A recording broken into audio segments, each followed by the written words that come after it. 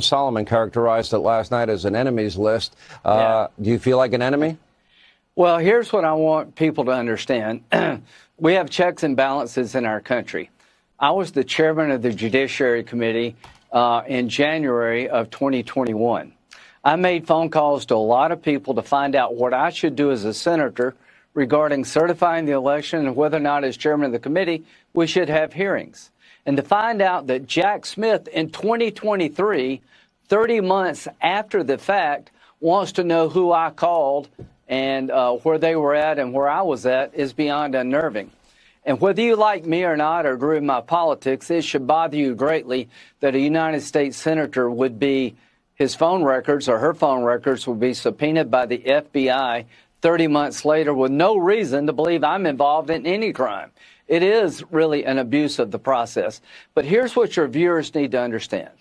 Trump, on November the 15th, 2022, 2 years after the 2020 election, said he would run for president.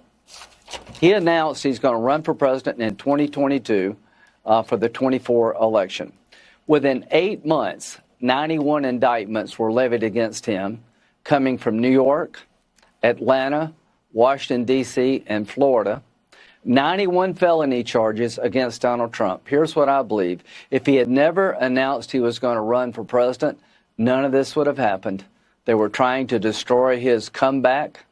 This was all orchestrated by Jack Smith, Alvin Bragg, Fani Willis, Letitia James to destroy this man so he could not win in 2024. I've seen this movie before. I am going to look at what happened to me and my fellow senators. My lawyer, John Kennedy, will be on next. And if they did this without good reason and without cause, I'm going to sue the crap out of these people. Are you talking about suing Smith directly? Whoever I can sue on behalf of the future of people who will come after me. We cannot allow the abuse of power to go unannounced. I mean, unchecked. One guy went to jail for a year in Crossfire Hurricane. Comey is finally being looked at after all of these years. If they don't pay a price now, they'll keep doing it. But I just want you to understand, from the time President Trump announced he was running for president in 2022, by 2023, there were 91 indictments against him for a bunch of BS.